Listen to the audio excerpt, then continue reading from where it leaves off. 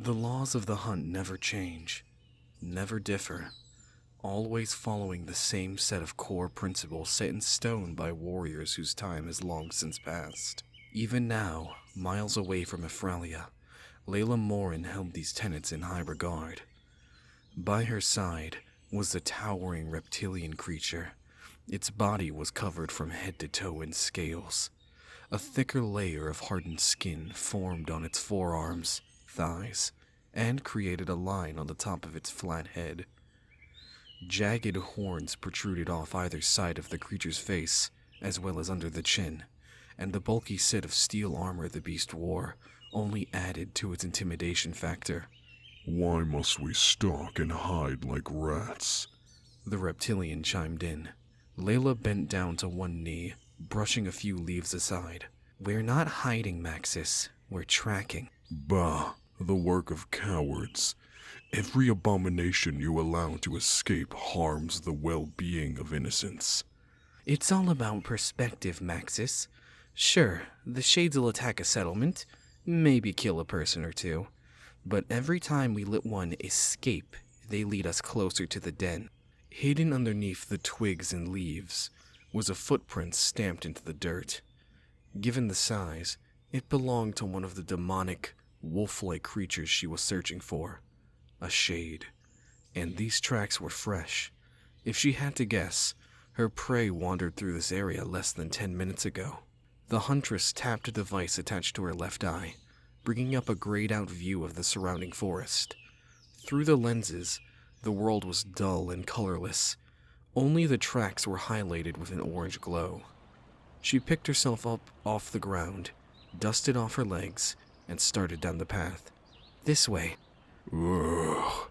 Maxis groaned, but followed after Layla. Are all human females this demanding? "No. Are all Ozarks as big of a pushover as you?" In my lifetime, I've met only a handful of humans, and the only ones among them who were capable of ordering me around like this were women. The two of them walked over an uneven dirt path, climbing over short rocks and fallen tree stumps. All the while, Layla was fixated on the tracks. Although faint, she could still spot them, carrying on for another couple of meters. Heading in the direction of a small mountain peak, she signaled to Maxis where they were going, and carried on. Her Ozark partner followed suit, but continued to talk to Layla. She wondered if he was doing this to pass time or annoy her. The first was a woman with hair like the sun, with a large streak of pink carved across the front of her hair. She claimed to be a dancer, but I've never seen an entertainer wield swords with such precision. Layla looked over her shoulder whilst walking. "Maxis, how does this girl relate to our mission?" Well, apart from you both having the same awful attitude, The male lizard scratched the back of his neck. she sought the same prize as us. The death of those monsters. Shades. "Well, I'm here to catch one. You're the one trying to kill them." A fact which continues to baffle me. We've run into quite a few shades. Why haven't you captured one of them? "Simple. The shade I'm looking for is special, and the only place we'll find it is..." They followed the tracks through the woods, till eventually the footprints disappeared entirely. A few meters away from the hunter's stopping point was a cave, completely inconspicuous on its own, nothing more than a natural rock formation. That is, if you disregard the specific creature Layla was hunting. She broke into a brisk jog and moved towards the entrance.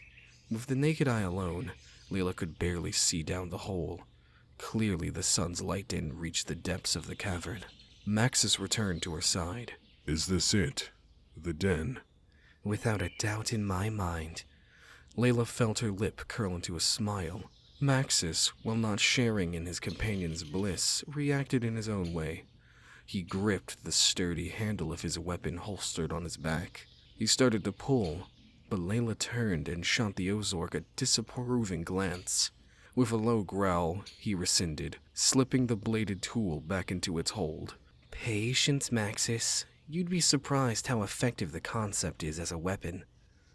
The reptilian man shrugged. Layla didn't expect him to understand, but so long as he followed orders, the Ozork proved to be a valuable ally. Good with a weapon, and with him being a native to this country, Maxis understood things Layla would be ignorant to. Yet for all these good qualities, he was brash, temperamental, and just waiting for the next moment he could bury his sword into an unfortunate mound of flesh. The man exhibits tendencies found in ancient warrior tribes back on Ifralia. Perhaps this romanticization of conflict was inherent in all Ozorks. Or it could be a behavior found in Max, and Max alone. Layla fumbled around in her burlap sack. Within were the essentials you'd imagine any hunter would carry. Water, bait, a few bottles of painkillers amongst other emergency supplies. Her fingers grazed over the smooth, plastic surface of an object.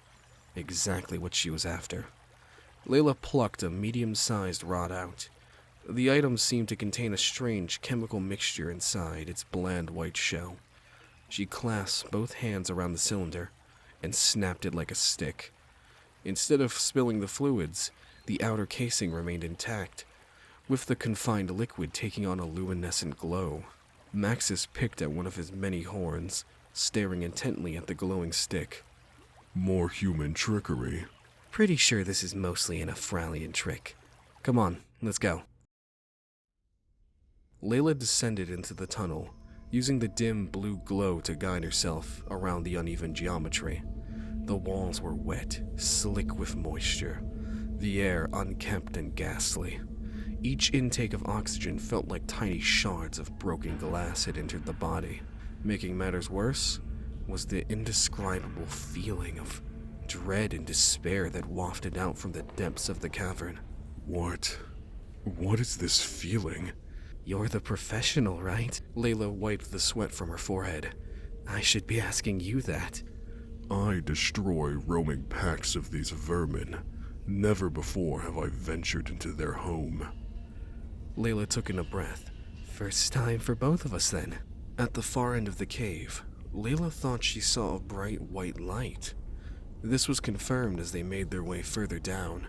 The winding natural staircase finally came to an end. And most alarmingly, the subterranean area awaiting them appeared to be lit up. Maxis took the lead, ducking underneath a stalagmite and taking the first step into the unknown. Well, Layla. Maxis once more gripped his handle, but this time Layla did not stop the Ozork from brandishing his steel longsword. Did Ifralia prepare you for this? Layla pushed past Maxis. Certainly wasn't in many textbooks. The area was expansive. Were it not for the boulders scattered about, you could have fit a whole town within the cavern's confines. High above, the ceiling was peppered at random with spiral-cut rocks. All of this surface area seemed to originate from the same point. At the cave's midsection, it looked to be a small pond. And standing amidst the water was an unprecedented number of hunched-over beasts.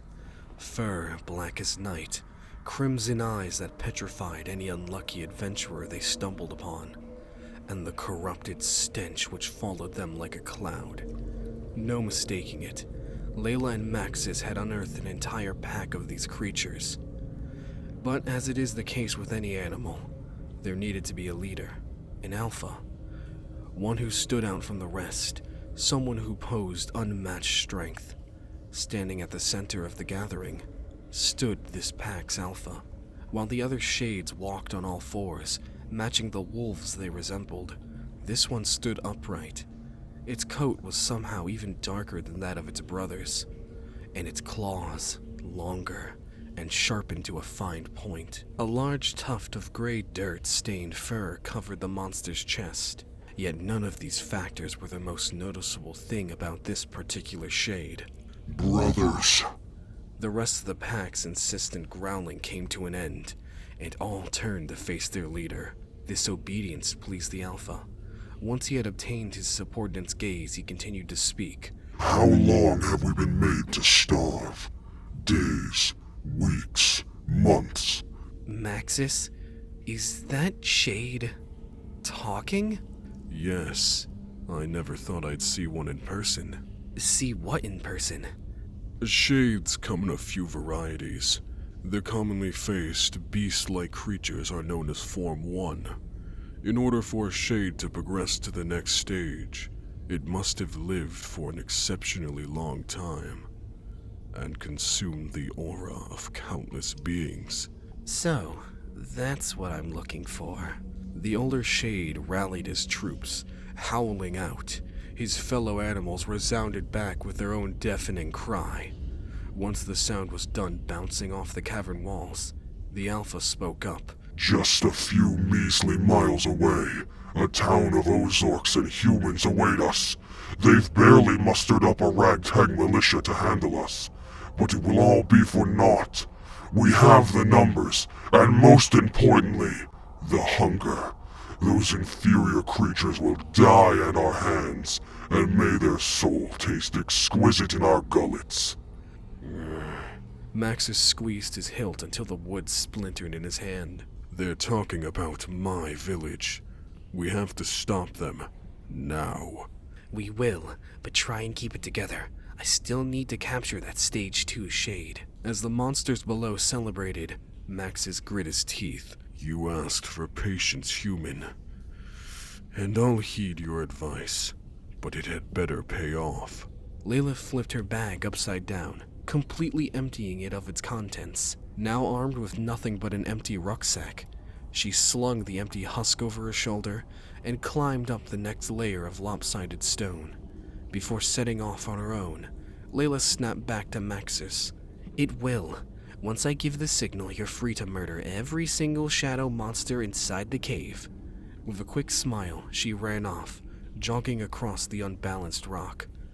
Wait, what signal are you speaking of? Just before Layla moved out of ear range, she replied, "Trust me, you'll know." She didn't waste any time. If Maxis sighed in defeated acceptance, she had no way of knowing that for sure. But deep down, she thought she knew his mannerisms all too well. And in the end, was there any stronger sign of friendship than blind trust in one another? Layla scoped out the land, spotting an ideal vantage point. Nuzzled away behind two sharp stone pillars, rested a small offshoot of rock. Overview of the battlefield and well defended. Any sniper would feel the utmost glee here. She hoisted herself up onto the rock formation. The high-tech monocle strapped on her face started to let out quick beeps. The sounds corresponded with the device pinging each and every single beastly creature inside this den. 15. Layla took hold of the empty sack and whipped it downward. In an instant, the bag took on a bright, solid white glow. A sound similar to the crunch of broken glass rang out, and the light slowly faded away, unveiling what had become of Layla's humble rucksack. It had transformed itself into a sturdy, heavy-duty sniper rifle. The frame was painted jet black, a stark contrast when considering the gray and dirtied look of its previous form. Let's hope Maxis is firing on all cylinders today. Layla dropped down, mounting her 50 cal sniper up on the surprisingly smooth surface. Although most likely a downgrade, she pulled the lens off her eye, letting it dangle on the thick wire which kept a device attached to the steel ring wrapped around the back of her head. In doing so, Layla had robbed herself of exact enemy numbers, of the precise calculations of wind speed and bullet drop ratios within the cave, alongside a number of more minor features. All things considered, it looked like she had just thrown away any possible advantage she may have had. Though, there was one thing that wouldn't change about her, no matter the equipment she had on hand. The eyes and instinct of a hunter. She looked through the magnified lens of her sniper, but still Layla couldn't get a clear shot at her target. The Stage 2 shade had long since moved away from its place at the center of the crowd. After his rousing speech, the ringleader had melted away into the horde of animals. She had a rough lock on his location, but nothing that even came close to a clear shot. Moments like this reminded Layla just how lucky she was to have a faithful companion like Maxis. But what she needed was a clear line of sight between her and the Stage 2 shade. As such, She couldn't take a pot shot at one of the random goons. That would alert them to her position. The best course of action would be to use Maxis as a diversion. But Layla still needed something. Something that could grab his attention, but leave her undetected. She ran her fingers through the short strands of hair that hung off the sides of her face while thinking. That's when an idea lit up inside her mind like a light bulb. Layla quickly reached into her pocket and pulled out the glow stick. Without hesitation, she chucked the glowing rod in the direction of her partner. The stick flew through the air, bumped against the hanging stalagmite, and then rolled the remainder of its short journey, eventually coming to a stop right next to the Ozork's foot. Maxis glanced down at the item. Is this the signal she spoke of? The Ozork's face curled into a distorted grin, his sharpened teeth highlighted. Maxis brought his left foot crashing down on top of the glow rod, splattering the radiant liquid over the ground. The resulting boom of this action rang out. Simultaneously, the beastly creatures all twisted around to find the source of the disturbance.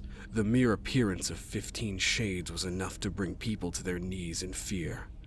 But to Maxis, the quantity of monsters eyeing him down right now were nothing more than trophies to mount on his wall. Kill him!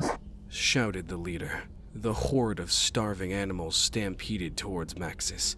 White foam frothed out the corners of their mouths. Scattered barks and growls reverberated from the pack.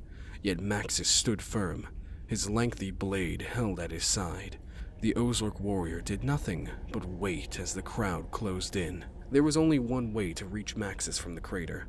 A singular ramp of solid rock, which leads from the entrance downward towards the center.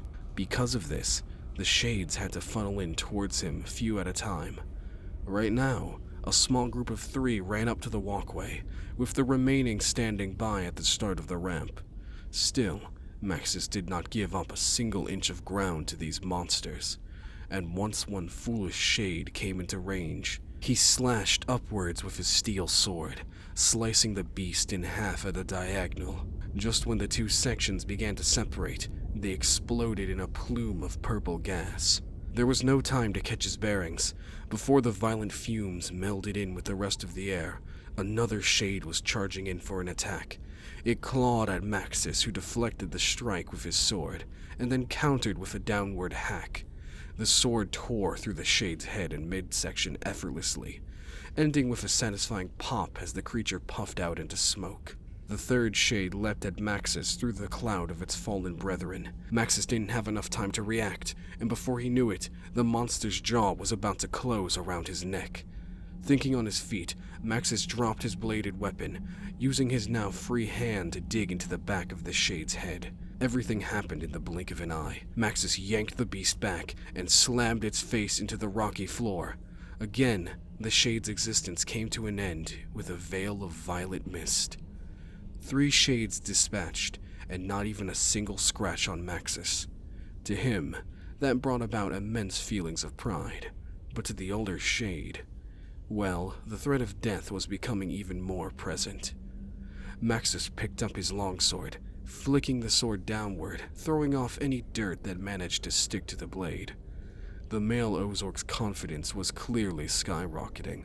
He was more than prepared for the next wave of shades that were scrambling up the path. Come on! Layla dragged her sightline from one end of the cavern to the next, and still nothing. She had lost the commanding shade once Maxis had made his presence known. Their distraction worked a little too well, and now she was paying for it. More and more shades ran up to face the Ozork in combat, thinning out the crowded center of the room. Eventually, with only 6 remaining beasts waiting, Layla found her mark. There you are. There was no mistaking that tuft of gray fur that marked his chest. She had found the stage 2 shade. The corpse of another demonic wolf was tossed down the ramp and at the leader's feet. The monster snarled and barked orders at his 2 shades by his side. They charged up the ramp to join the battle. Layla couldn't help but sneak a peek at her partner's progress. And things were not looking good. 6 shades had circled around the Ozork, but any time either side would attack, they were defended against. Two shades on opposite ends of the ring attacked at once. Maxis successfully blocked and cleaved the opponent in front of him in half, but the shade from behind scored a hit. Its claws dug deep into his back. She winced while her teammates' cries filled the air. Layla knew she had to wrap this operation up quickly, otherwise both of them would be overwhelmed by the shades. She readjusted herself, once more lining up her scope with the vile creature's head. Except this time, there was nothing between Layla and her target. She closed her eyes, focusing all of her strength inward. A surge of power washed over every part of her being. Layla often found herself more focused if she envisioned this unseen energy as a physical object, blue and round, a ball of overwhelming power which she held within her very soul. Once gathered, she transferred the colorful orb out from the chest, running it down her arms and sending the accumulated magic energy into her rifle. Her eyes opened, and with a slight finger twitch, she fired off a massive volley of electricity towards her prey. The monster turned at the crackle of thunder, only to be blasted directly in his face. The shade screamed in agony as the singular stream of lightning broke off into thousands of tiny strands, all of which enveloped him, and much like a fish trapped in the net, the Alpha thrashed around. The Alpha screamed, but he pushed past the pain and glared at Layla with bloodshot eyes. I'll devour your soul! Without warning, the body of a different shade was hurled towards the Alpha. Caught off guard, the Alpha crumbled against the force, collapsing to the cold stone floor, with the fresh corpse of another shade sprawled out on top of him, till the second one burst into purple gas. Layla stood upright, and when she snapped to the right, she saw her Ozork companion, standing tall and proud with his oversized blade stabbed into the rock next to him. The gleam of his metal chestplate was covered in dirt, probably the least of Maxis's worry given the fact that a solid third of his armor was missing. Humans never finish the job by themselves, do they? Maxis said in between quick, exhausted gasps for air. Layla rolled her eyes, taking one last look at her unconscious target through her sniper's scope, before slinking the weapon over her shoulder. Once more it took on a blinding white and transformed the firearm into the mundane bag she held. She ran back down the way she came, not a jog but a full sprint, and as soon as Maxis came into view, Layla jumped up, looping her arms around the rugged skin of his neck, pulling the much taller reptile down to her level, embracing him. No, we don't," Layla said with a smile. Unbeknownst to her, this sudden show of affection had rendered her ally utterly speechless. As a result, he didn't return the favor, only stayed as still as a statue until Layla uncoiled herself from him. "Good job, Maxis." Good work, Layla. "Thank you, sir." This specimen will advance our research tenfold. Thanks to your efforts, hundreds if not thousands of lives will be saved. But are you sure you don't want to return? "With all due respect, sir, I'm a hunter, and Ifralia doesn't have any shadowy monsters roaming the countryside." The man on the monitor chuckled. His wide-rimmed glasses slid down his long and thin nose. I see. Well, may the hunt serve you well, Layla. She nodded and turned away, only for the man behind the screen to speak up again. Oh, and for what it's worth, Golden Axiom will always have its doors open to you. The monitor shut off. The white light that illuminated the chrome-tinted walls, floors, and ceiling blinked out of existence. Still, Layla knew there was little else but bulky radio and video equipment stuffed behind her, contained within these metal walls. She strode through the room, exiting once the mechanical door opened to her presence.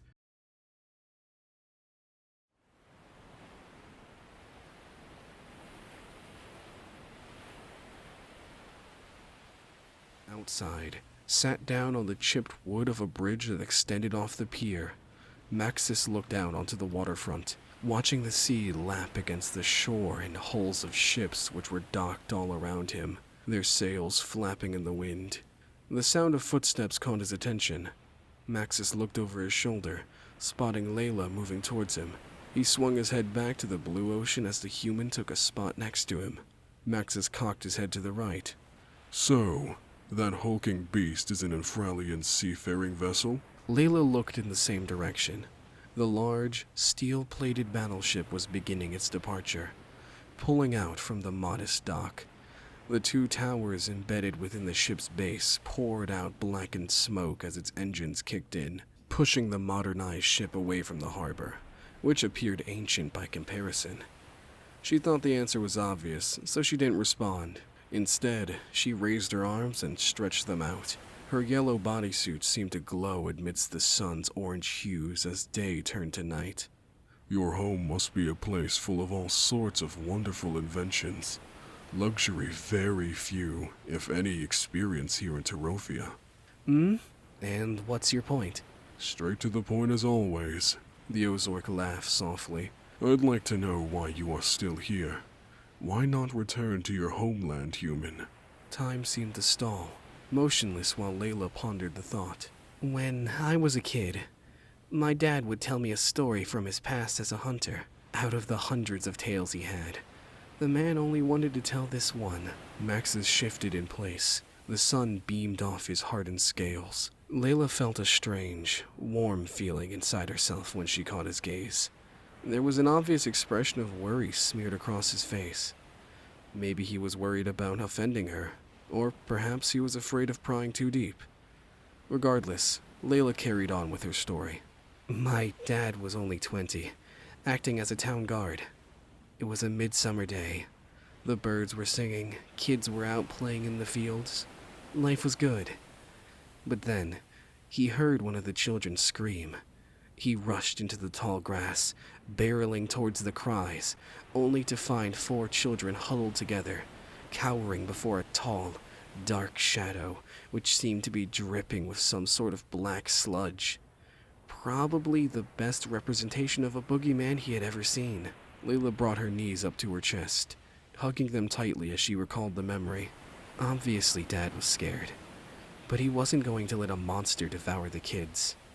I'll spare you the details, but the fighting was intense and my father nearly lost his life. But in the end, he was the one left standing in the liquefied remains of a creature. The way his eyes lit up with passion whenever he told his story, Layla smiled. I wanted to experience that same pride. I wanted to take down a monster that seemed like something out of a children's story. I wanted to make him proud. The sun edged ever closer to the horizon, coming to a close with the hunter's recollection. He passed away a few years back, and I made a living hunting animals back on Ifralia. That was until a man from an organization called Golden Axiom approached me. He wanted to hire me, use my skills to capture a beast from a foreign land, capture a shade. Like everyone else, I'd heard the rumors that other places around the world had to deal with giant, supernatural monsters, but now here was a man from the ACG asking me to capture one alive? It doesn't take a genius to tell you which option I ended up choosing. So that's why you came to Perova, Maxis interjected. Although, that still does not resolve my inquiry. Why did you choose to stay? Isn't it obvious? I may have fought back a bunch of demon wolves, but I hardly broke a sweat, and you even did most of the work. Sure, I captured the shade, but that was hardly a story I can tell with the same level of glee my father did. I take it you stayed to fund the fight that will bring about the same pride and joy he felt. Correct. Ifralia doesn't have shades wandering the countryside or specters that haunt and eat the dreams of babies. And it definitely doesn't have a race of intelligent lizards roaming about. Layla sprung to her feet, arms at her side. Maxis snarled and took a step forward. That is highly offensive to Ozork everywhere. Wow, who would have thought someone with such thick skin would literally be a sissy to joke insults? My physical appearance has nothing to do with my personality. That confirms it. All Ozorks are pushovers. Maxis growled. He opened his mouth up to speak, but before any words came out, Layla extended her hand towards him. He looked down at the hand, then up at Layla. That's fine. I'll just take charge of where we go next. Maxis blinked. What? Our next assignment. she said with a sigh, hoping he would have picked up on what she was putting down. I'm asking you to stay as my partner. After all, it'd help a lot if I had a native to help me navigate this land. And just like that, it all clicked for the Ozork. The sun had finally fallen behind the curtain of the world. Only the slightest sliver of orange-tinted light flashed across the sky. Maxis grinned and wrapped his much larger hand around Layla's, shaking it. If that is what you wish, I'd be glad to assist you further, human. The two pulled their arms back and smiled, setting off down the rickety wooden floor of the pier. For better or for worse, Layla would remain in Tarovia for a bit longer, for she knew, deep inside her heart, that this was her chance to find a prey that would forever alter her life. And Maxis? He would stay by her side throughout all of it. That alone made her feel better about the prospect. Layla Morin, she was finally going to make a name for herself. With a little bit of help, of course.